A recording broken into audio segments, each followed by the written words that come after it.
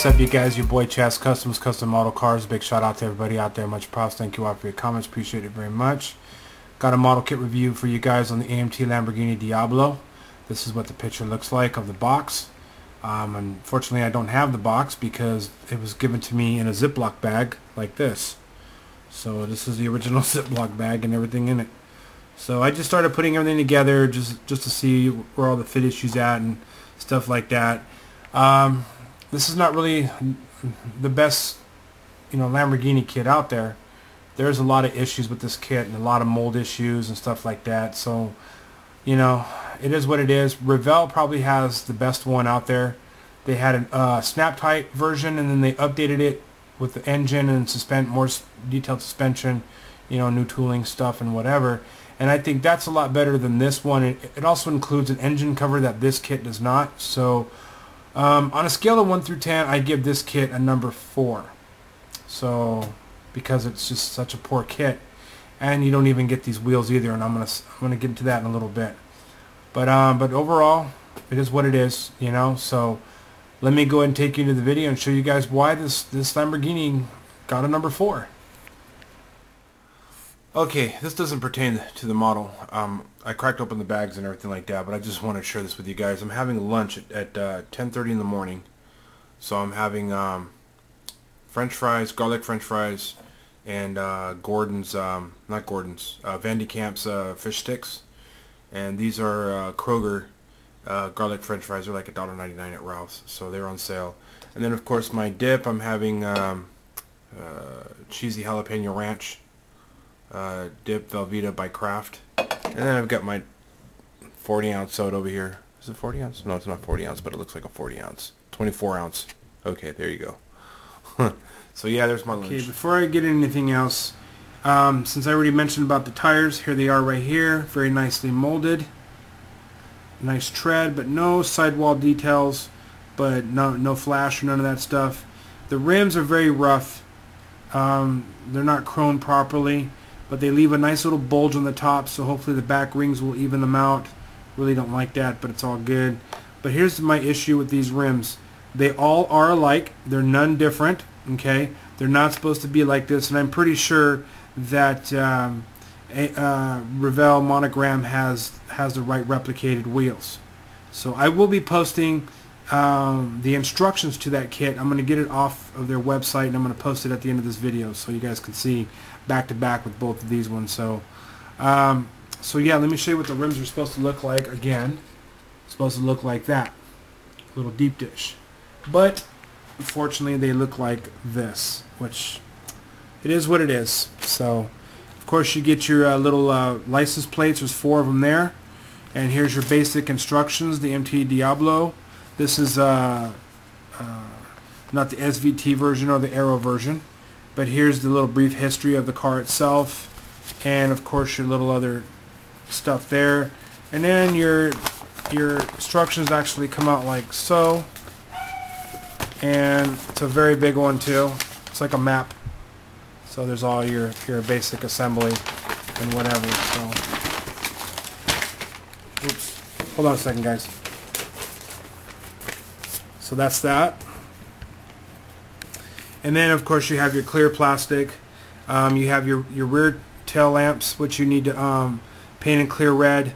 You have your side markers, which you need to paint in clear orange, and then you got ones that you can leave white, but you need to clean them up. They're really they got a lot of flash on there. So, but they're nicely detailed. And then here you have your thick window assembly, which is all molded in one. A lot of cleanup here and there. There's the back window, the side windows, and of course the front, which looks okay. I mean, it's not bad. It just needs a little cleanup. But if you want to paint the underside of this, you need to clean all those up. So, or flocking will hide it once again. So that's that. Okay, before I get on to all those ones, I'm going to start over here really quick. Here you have your little door panels with the basic detailing on it. And you got your little door speakers, which look a little weird, but it's all good. So those are really, really nice. Nicely molded. There's not a lot of flash or extra plastic. And on this parts tree you have your radiator hoses, which I don't know what the original ones look like, but these look really crappy. Here's the side vents for the body. Here's your radiator detail, which is lacking the fan on there because the original one does have the fan. Revell has replicated that very well. You got your starter. This is your catalytic converter. Your exhaust. My other one fell off the tree. You got your alternator molded to the pulley assembly. Your air intake boxes here. Your valve cover. My other one again fell off the tree. And this is the muffler that goes to the catalytic converter. And here's your exhaust tubes. Not really up to scale either. So, but that's that one.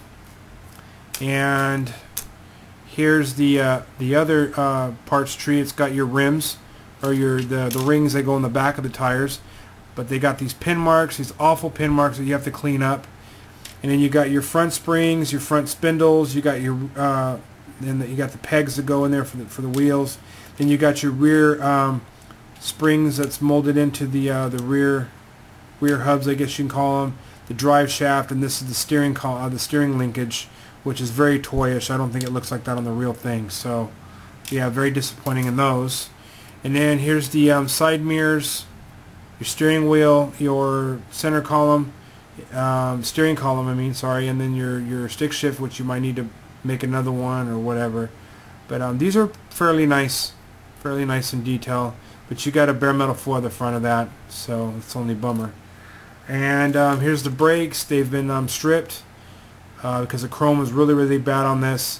But the brakes even lack details. You're better off getting some aftermarkets and whatever and going from that direction. So here's all my loose parts here. These are the air vents that go into the big ports here. Okay, the other ones just go on the little ones go down in here somewhere. So, and then of course you got your windshield wiper that goes in the front. So you only get one of those. There's my other valve cover. Then you have this rear bumper, which I'm going to get into a little bit, and your hood. Oh, just to show you guys too, since this is one of the exhausts that fell off, this is what they look like, and there's a lot of flash, especially around the tips. You could basically drill those out and make your own, or you could just cut them off and make them out of aluminum tubing. So that's what I would do with this one. Just want to share that with you guys. Okay, now I mentioned about the hood and the rear bumper. Here's the body. Had to do a lot of cleanup around here, a lot of flash, a lot of extra plastic. Had to clean up the air vents on each side. Had to clean the ones in the bottom. Had to do a lot of cleaning. It's got these god-awful pin marks here and stuff like that. I did glue on the rear end, which has got a gap in it. It's still got to fill up. It's nicely detailed, but it just does not fit properly at all. Okay, and then you got to figure how it fits. Same with the front bumper. You got to figure how that fits. Sorry, excuse me. So there it is. There's some of the details there. And the panel lines are kind of very faded for the hood and the lights, and then the air vents there. So if you wanted to open this up, you just got to be very careful. So there you go. Some of the other detailing on the body. And then instead of having the you know, the ledge, they put these little pins to hold your hood down, and it doesn't even come with hinges like the one on the Revell does. So very nice though. It's got the open ports and everything like that, but I guess you're gonna have to scratch build your own. As far as the rear bumper, they don't even explain how that's supposed to go on, but this is going to be really tricky. You got to after you paint it, you got to line it all up and figure, okay, so that's how it goes. But from what I can tell, there's already going to be some fit issues right about in here. So yeah, prepared for that one. But this rear bumper is very thick plastic. So it bends, but I'm not going to bend it too much. I don't want to break it. So okay, as far as the chassis goes, it's lacking a lot of detail in here. It's very plain Jane. Doesn't have any engine mounts or none of that stuff. It's just really like a toy. Unlike the Revell one. I know I keep going, I'm comparing both of them, but because Revell seems to be up on their game on the Lamborghini Diablo than this one. So I had a hard time gluing this one in there, but finally when I did, I had a fit issue with this underneath the body. There's a huge gap, so I had to like trim this out and shave all this down, and now it fits. So it comes complete with the molded in upper A-arms. The chassis itself comes with the lower A-arms molded in already. As you can tell, it's lacking all that detail. It's very bland, so to speak. The fenders took me a while to clean up and finally get them in there and molded. I mean welded. So again, lack of detail. Here's the engine itself, also another problem, and it's lacking a lot of the details in it as well. I had to cover the gap in this one with CA glue and some baking soda. I had to shave this down in order for it to fit. The headers were an issue, and the valve covers were an issue. And here's the manifold. It doesn't come with a manifold cover. The plenum intakes, you have to grind on the inside in order for it to fit flush, and I still didn't get it to fit flush, but it's all good. In order for you to assemble this, the front part of it rests right here, and then the back part rests right there. Very strange way to assemble it, if you ask me. But that's that. This is really just, ugh, you know. So, and here's the interior, also poorly done. You have your bucket seats, which have really nice detail in the front, you know. But but you know, when you think it's good looking and everything, you get in the back, and it's the back of the headrests are included, and they don't even fit properly. They don't even tell you how to fit it. So I'm pretty sure I fit those wrong on there. So, but at least you won't be seeing it behind the wall here, neither the back side. So here's the interior. It's lacking a lot of detail in here. I'll get to that in a second, but the dashboard's got really nice gauge cluster, very detailed. This glued on pretty well. It's a little tricky, but it went on very well. It's got your air vents. This glove box was a pain in the butt because it had 2 gaps on each side. So here's tip number 1. Take a thin strip, 0.30 by 0.80, I think it is. I'm not for sure, 100%. But you glue it in there, and then you're able to wedge this in there, and it fits perfectly. So you want to sand it down before you do all that, but yeah, it fits perfectly. So there you go. There's the bottom side of it. Okay, and now back to this. It's got lack of detail on the firewall here, or the wall in here. Just some ribbing here, and same with the back here. Very, very minimal detail, and you just need to clean up around in here the sink marks. So it needs a little more detail. But here's the front of the firewall. First aid bag molded in. You got your molded in speakers and the half of the console, and then you get these molded in tiny little pedals that you might need to like grind off and then make your own. You get carpet texture on the plastic, but this is a little tricky to glue in. So here's tip number 2. Always use this for reference because there's a little ledge right here where the dashboard glues onto, so it becomes one huge piece. So you have to line it up correctly and glue it all in there. So tip number 2, you take this and attach it with cement glue or Elmer's glue, and then you're able to line it all up and then lift it off, and then put the model glue underneath and then place it down, and then there you go. So, but other than that, it does have nice detail. It's just very crappy fitting. It's not even the same size, as you can see. That's just horrible. So, but anyway, so that's it, you guys, for the Lamborghini Diablo. Hopefully you guys enjoyed this review.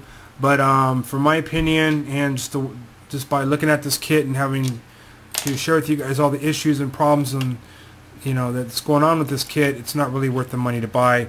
Your money's well spent buying the Revell one, which I'm going to be posting the instructions, like I said, after this video. So check it out when you have, if you can. So don't end the video yet. But anyways, stay tuned for another model kit review video, and that's about it on my end. So yeah, stay tuned. And until then, you guys, keep your heads up no matter what the struggles. Keep hope, keep faith, keep up the great work. Keep on building those models. Keep doing what you're doing. And yeah, so it's your boy Chaz Customs, Custom Model Cars, and I'm signing out. Peace.